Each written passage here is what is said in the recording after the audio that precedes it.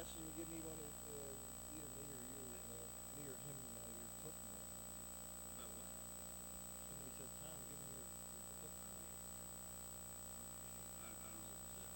Tom, said, someone in here said, Tom, give me your clip note. Oh. Let's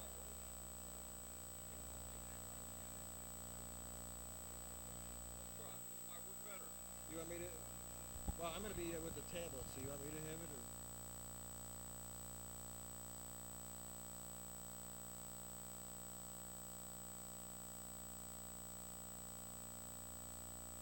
It's easier.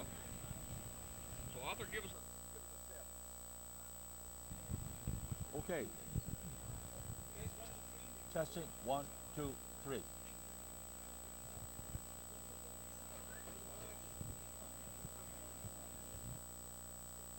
Yes? 1, 2, 3. 1, 2, 3. Testing. Better?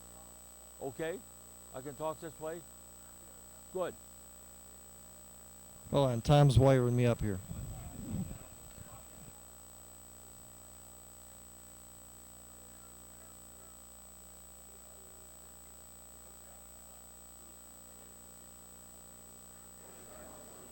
Try that.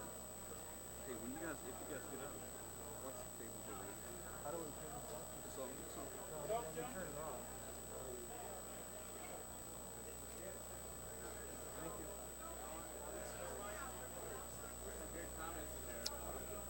Yeah. Okay. Thank you. John, give us a test real quick, mic test. Mic test, 1, 2, 3. Mic test, 1, 2, 3. How about another one for me? Try me again. Try me again. This level of talk, Yep. okay? This level of talk, okay? Hey, Tom. This thing keeps auto scrolling.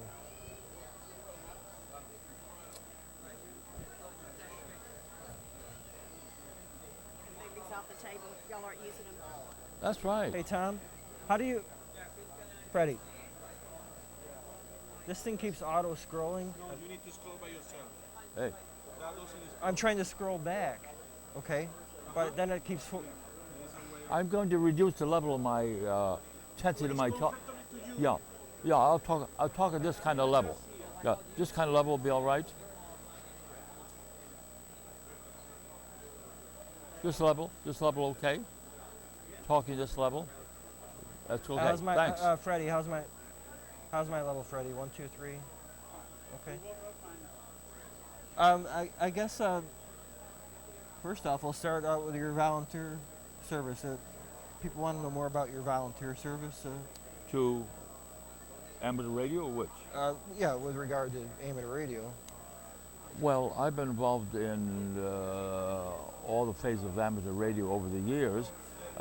When I was first, a year after I was first licensed, I participated in my first field day.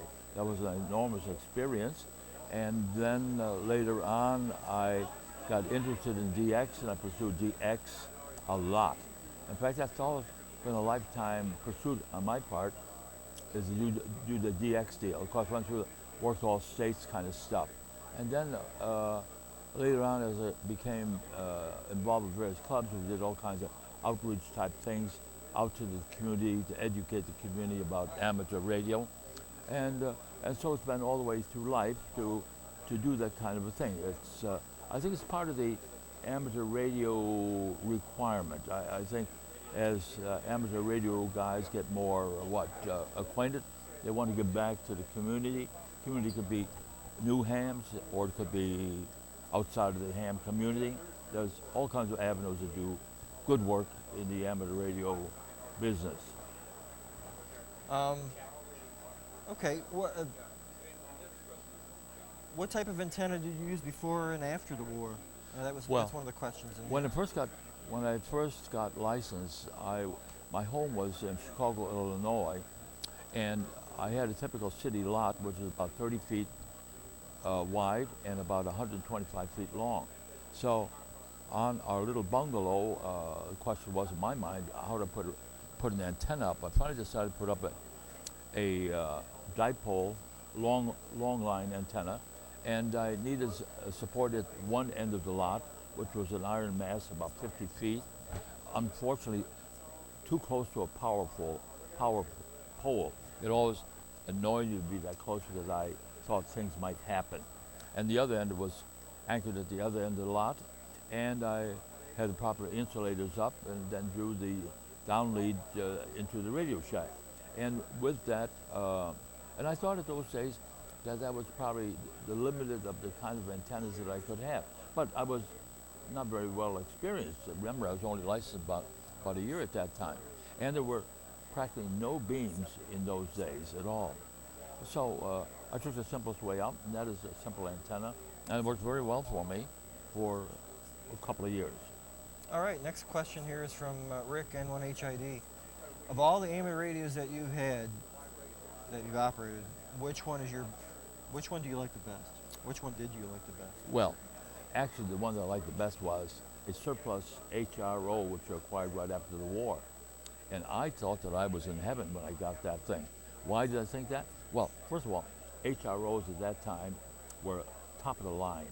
And here I got a war surplus one, never used, never damaged, never sent overseas. And I got it at that time from war surplus for about $100. Brand new in box, never opened up.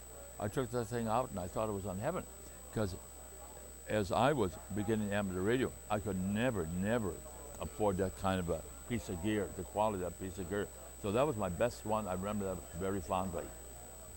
What was the question from KF7PCL? What was the most exciting period of time in amateur radio? Probably, I would say probably the growth period. That is when you first start exploring amateur radio and all those avenues. And the more you explore, the more things are going on, the more you learn. You come in as a newbie and you hardly know anything, really. And so when you get started and explore all these different avenues, all the way from antennas of course lured me a lot, and then deal with your other friends, and you do field days, and you come together on all kinds of things. You all have the same kind of curiosity. And of course, you're learning and being tended by all of your older hams, and that is certainly a great part of amateur radio. Okay, and our next question is from Mark, K7MD. Do you have any interesting stories about the War Emergency Radio Service?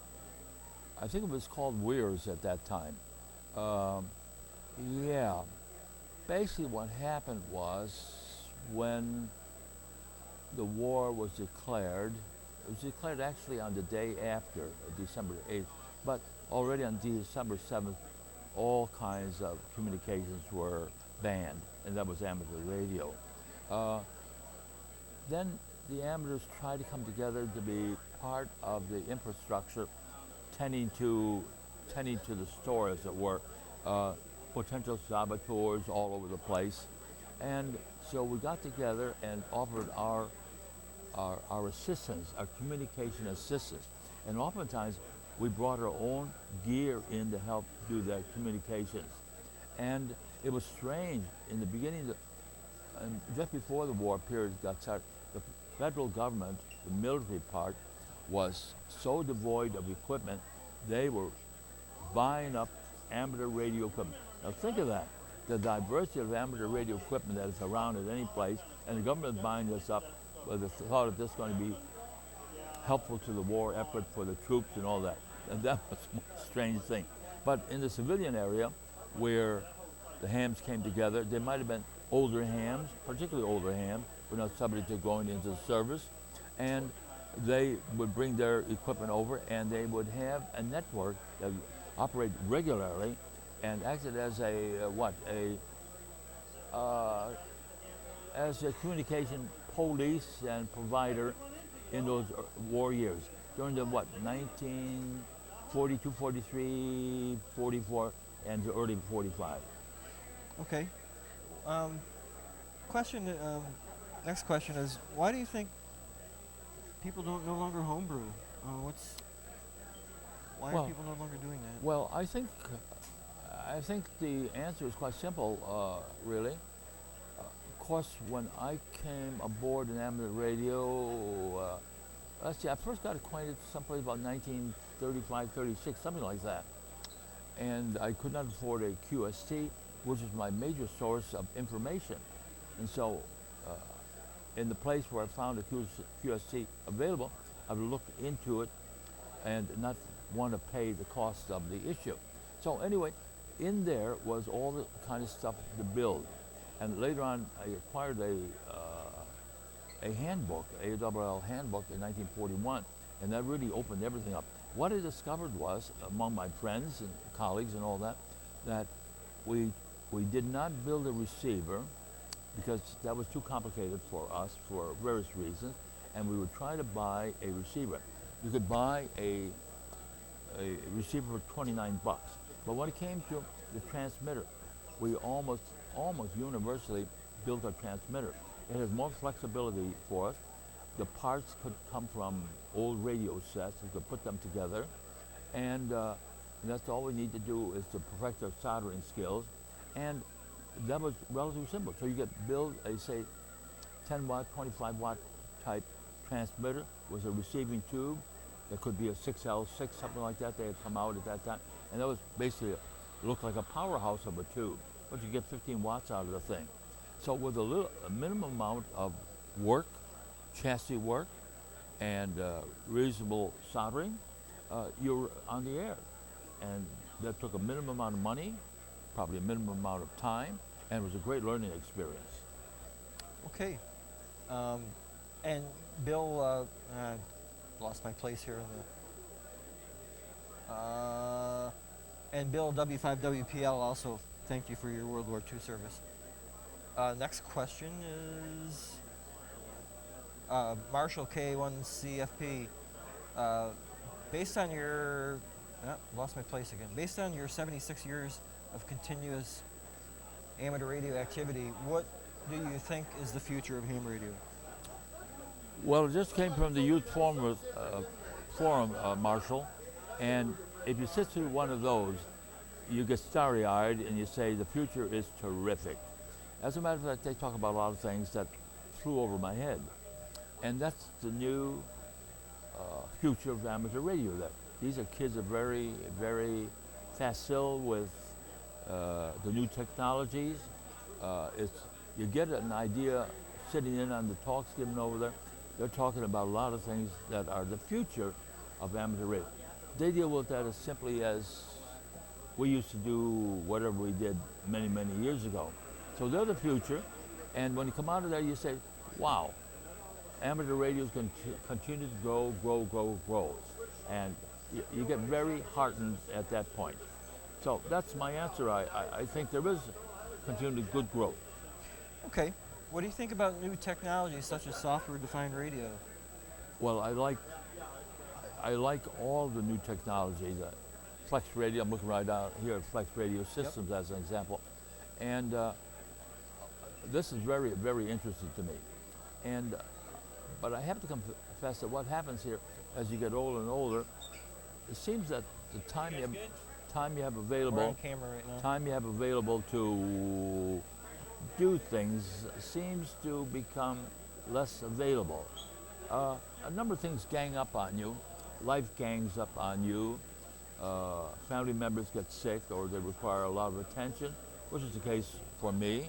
And I find I'm having less and less time to practice amateur radio as well as to look into new communication skills, styles, and all that stuff. So while I'm failing technologically in terms of penetrating the new futures over here, it's the young lads, the young lassies that have to carry forward. So I'm standing at the sideline over here and I'm clapping vigorously and promoting it. Okay. Were you able to talk to Germany or Japan before World War II? Actually,